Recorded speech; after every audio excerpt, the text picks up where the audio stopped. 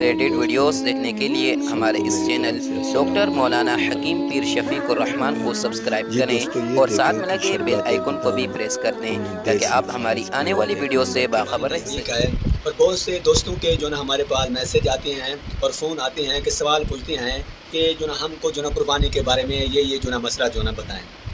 एक मसला ये है कि एक शख्स पर जो ना कितनी कुर्बानी वाजिब है, शरई लिहाज से जो ना एक शख्स पर कितनी कुर्बानी करना वाजिब है।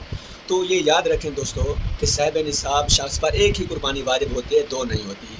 जो साहिब निसाब होता है एक ही कुर्बानी करना वाजिब होती है, दो नहीं होती, ख़्वाह वो कितना ही मालदार क्यों ना हो।